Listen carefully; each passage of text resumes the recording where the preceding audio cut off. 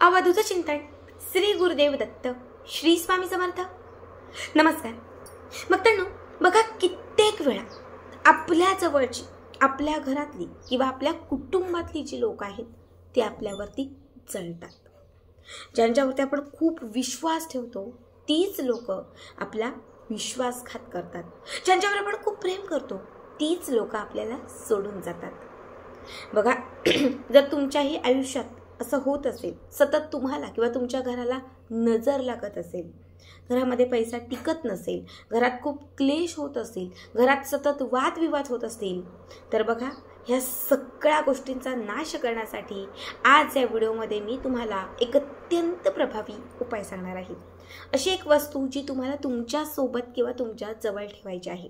ही एक वस्तू कायम तुमचं बाहेरील बाधांपासून संरक्षण करेल।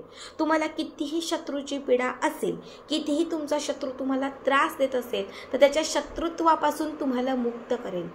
बघा तुमच्याच घरातला एखादा व्यक्ती तुम्हाला नजर लावत असेल, सतत कुठल्याही गोष्टीवरून तुमच्यावर जळत असेल, तुम्हाला काही ना काही सतत बोलत असेल, तुमचा अपमान करत असेल, तुम्हाला त्रास देण्याचा खूप प्रयत्न करत असेल, पण ही एक वस्तू जर तुम्ही तुमच्यासोबत किंवा तुमच्या जवळ ठेवायला सुरुवात केली तर तो कुठलाही व्यक्ती असू दे, त्यांनी कितीही त्रास देऊ दे, तो व्यक्ती तुमच्या आयुष्यातून कायमचा दूर राहील।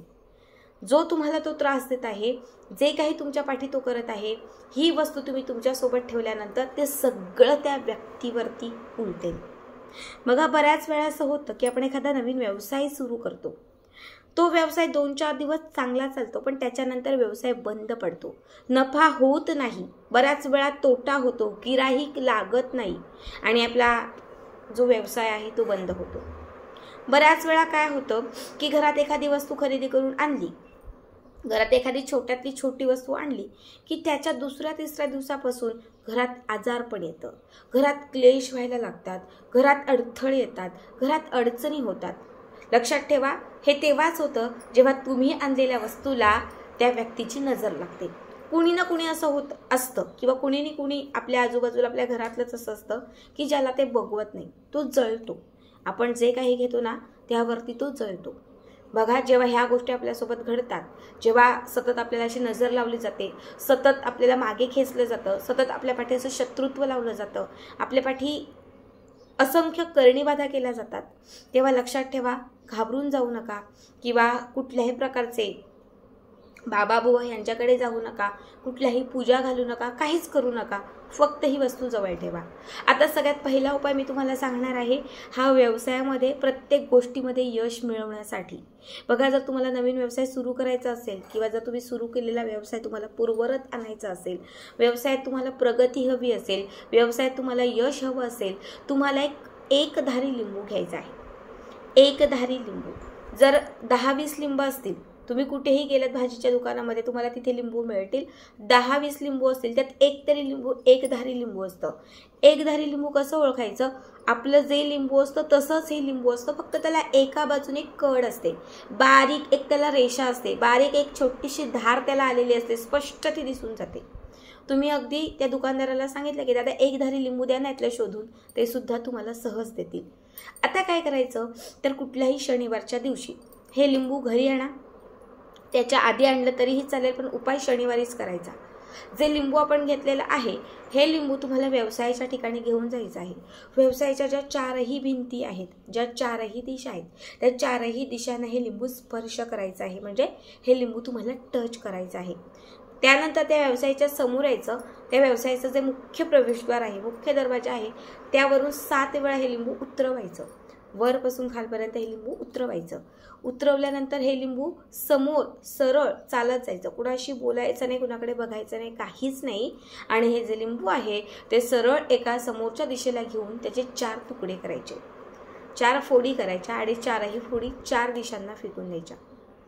हा उपाय जर व्यवसायासाठी, उद्योगासाठी तुम्ही केला, तुम्हाला सांगते कितीही अपयश येत असेल, कितीही अडचण येत असेल, कितीही अडथळा येत असेल, क्षणात निघून जाईल आणि तुमच्या आयुष्यामध्ये किंवा तुमच्या घरामध्ये जे काही क्लेश होत होते, जे काही विघ्न येत होते, ते सुद्धा दूर होतील।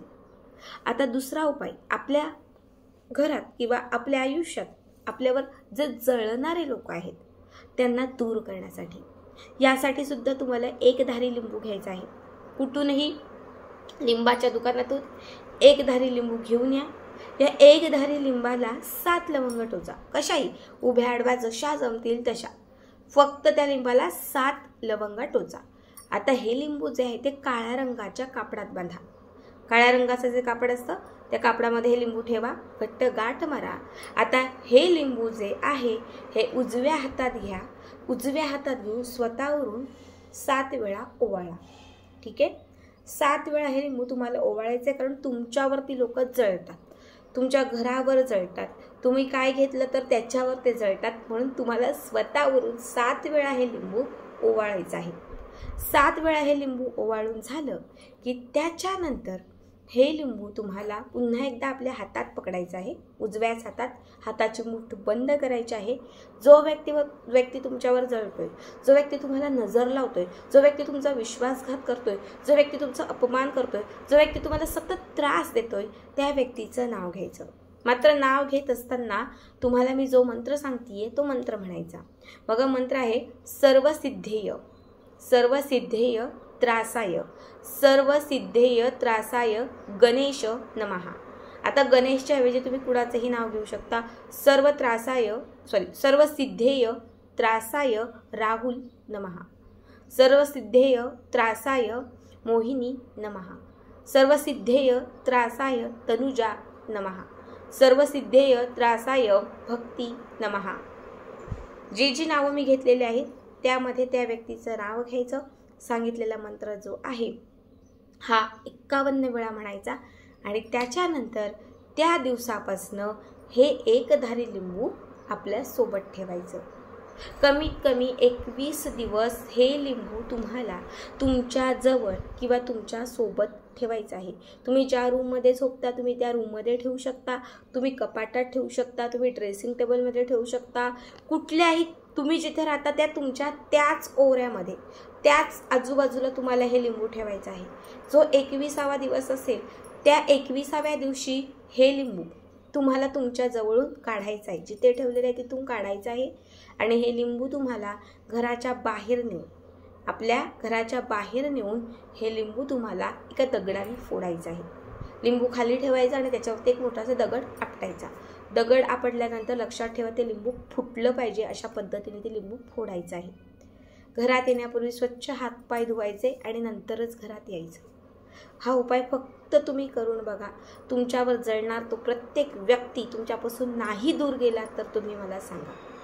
जी लोक त्रास देत होती, विघ्न आणत होती, अडथळे आणत होती, ती प्रत्येक लोक तुमच्या आयुष्यातून दुरावतील आणि तुमच्या आयुष्यात असणारी विघ्नसुद्धा संपून जातील. करणी बाधा, नजर बाधा या सगळ्या गोष्टीतून तुमची मुक्तता होईल. खूप साधा, खूप सोपा उपाय आहे. नक्की करा आणि आजचा हा व्हिडिओ कसा वाटला कमेंट करा. श्री स्वामी समर्थ.